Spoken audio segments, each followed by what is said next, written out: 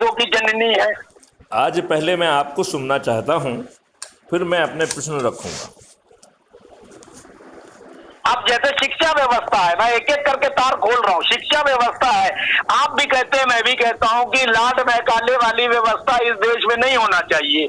अरे तो भैया इस देश में नहीं होना चाहिए। 2014 से प्रधानमंत्री नरेंद्र मोदी जी हैं, 11 साल हो गए। खत्म करो ना एक झटके में, तुम ऑर्डिनेंस ला के करो। बहुत सी चीजें ऐसी हैं जो आप खत्म कर सकते हो, उनको आप करो। जो राष्ट्र हित में है, देश हित में है, उनको आप क्यों नहीं करते हो? आप 3 तलाक के मामले में पहले घुस जाते हो, जो कि एक देश के नागरिक है, ये बात सही है।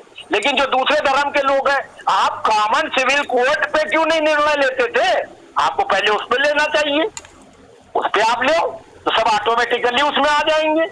आप एक एक करके विवादित चीजों को उठा उठा के देश में पोलराइजेशन करके आप जो है सत्ता हासिल करना चाहते हो, ये आपकी सोची समझी रणनीति मानी जाएगी। आप अगर ये कहते हो कि आरक्षण की समीक्षा होना चाहिए, मोहन भागवत जी कहते हैं, तो मैं कहता हूँ बिल्कुल होनी चाहिए। बल्कि आरक्षण को जो है खत्म ही कर देना चाहिए, योग्यता के आधार पर जो लोग हो। लेकिन तुमने आरक्षण खत्म करने के बजाय तुमने 10% ब्राह्मणों को आरक्षण देने की व्यवस्था कर दी।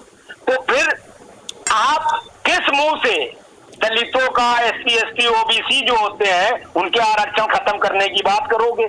मतलब आप मक्कड़ जाल में जनता को और समाज को जो उलझाना चाहते हो। आप में वो बोल्डनेस नहीं है, वो आप में इच्छा शक्ति नहीं है कि आप राष्ट्र हित में जो है त्वरित गति से, प्रभावशाली तरीके से कोई निर्णय ले सको।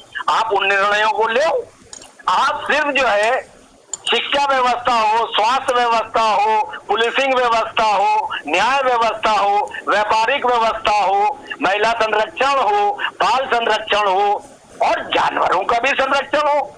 लेकिन इस देश के नेताओं का सबसे बड़ा दुर्भाग्य ये है कि इंसान से बढ़कर उनके लिए जानवर नजर आने लगता है। तो ये किस धर्म ग्रंथ में लिखा है या ये कहाँ का सिद्धांत है? आप दोनों को साथ लेके चलो।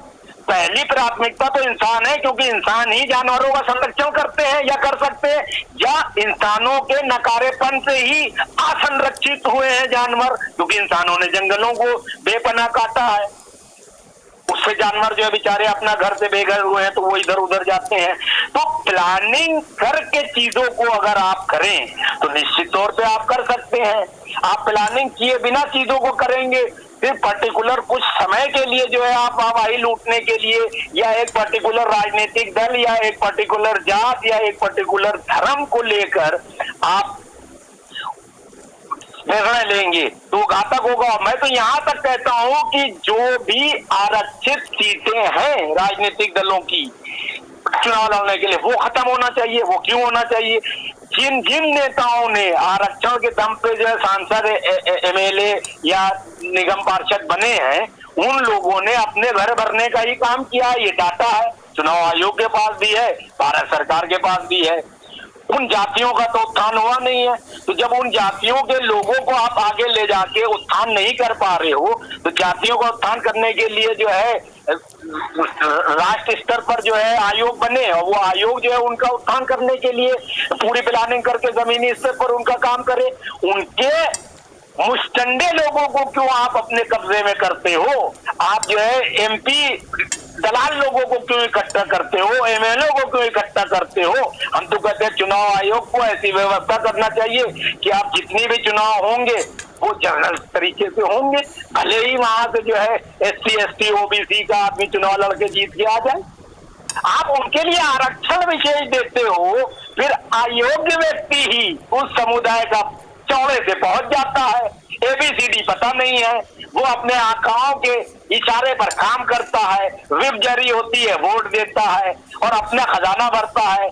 जनता, उसके समाज के लोग जाए भाड़ में।